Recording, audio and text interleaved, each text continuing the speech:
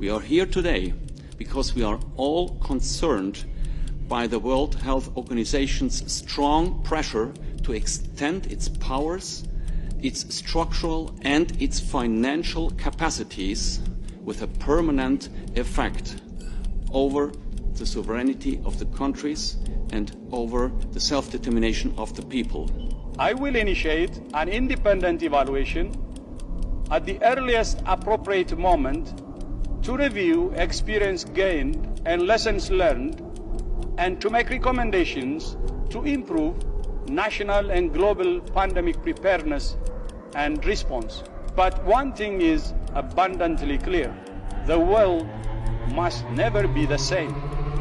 It is simply unthinkable that you would take an entity that had failed as badly as the WHO failed and award them any more powers. We are talking about global power over the citizens of the world, this organization which has served us so poorly.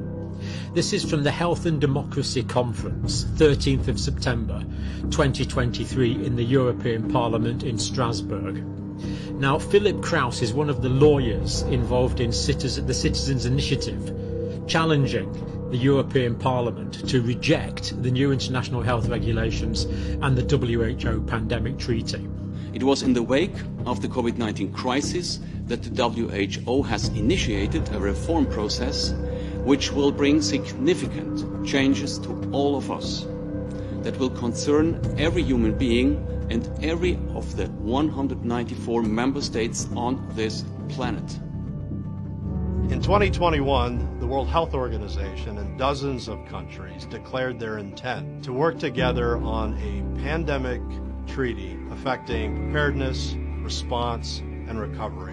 Through a series of 307 amendments and a global pandemic treaty, the WHO seeks to gain authority over health decisions of UN member nations that could affect the rest of the world in the case of something like another COVID pandemic. The WHO are introducing a pandemic treaty that will mean they'll be able to take your tax dollars without listening to your opinion or giving you the chance to vote on it. Is that democracy? As you know, this morning, the 193 member states of the United Nations approved the political declaration on pandemic prevention, preparedness, and response. In May 2024, the 194 member states of the WHO will have their final vote on both of these international agreements. This process takes place behind closed doors. It is not reported nor discussed in our newspapers, in our national parliaments, in universities, nor in society. The WHO claims in these two legal instruments an absolute and non-questionable leadership in all health matters as soon as WHO refers itself to pandemic prevention, preparedness and response.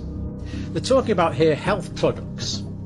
Vaccines, medical devices, personal protective equipment, diagnostics, assistive products, I'm not quite sure what that is, cell and gene-based therapies and their components, materials or parts.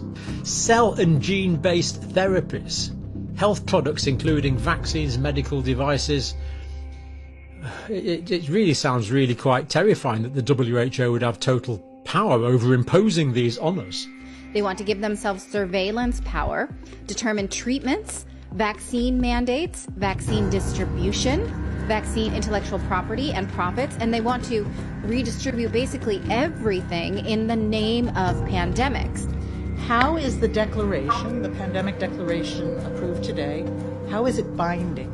And if we look through other parts of the treaty, we can see here that this is what they've done quite often. Here all they've done is simply cross out non-binding. So instead of used to mean non-binding advice, now it means binding advice. This is why this political declaration, as Dr. Tedros said, is historic and very important for the ongoing negotiation in Geneva, who will be binding to member states when they agree on the final text by May 24.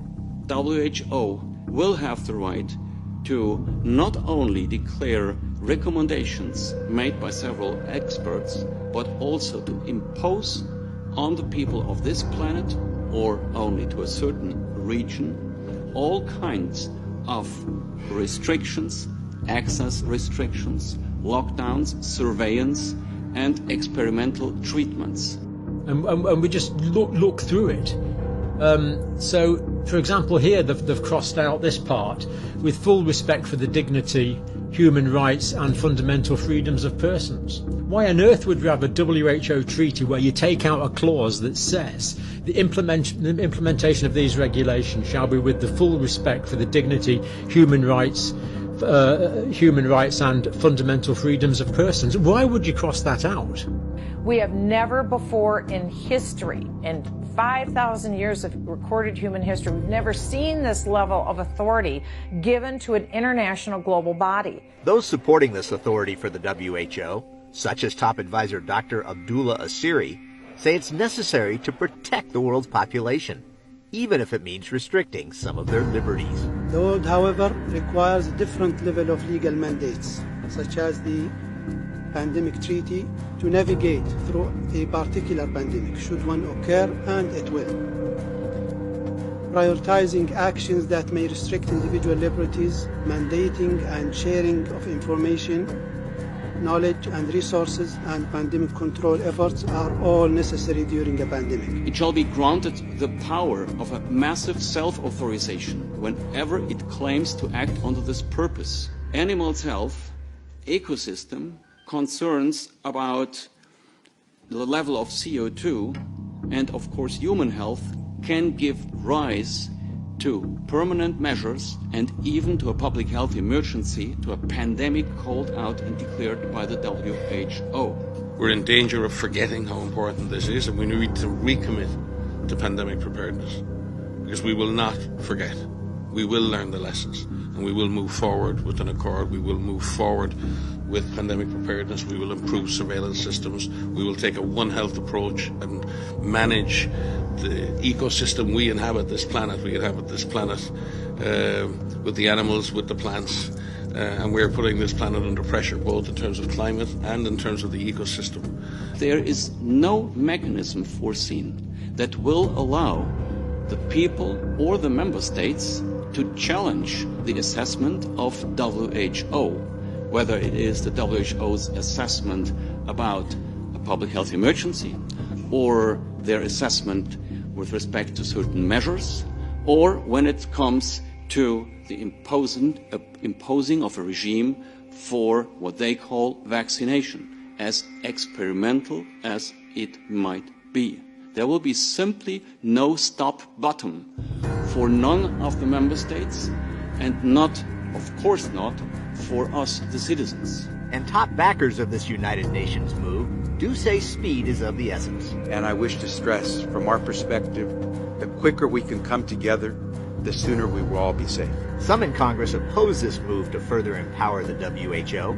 They've proposed legislation that would deem it a treaty. The treaty would require Senate approval. I've read the treaty. I'm concerned about it. Article 4 pays lip service to sovereignty. You're pushing for it. Next year is probably when it may get adopted.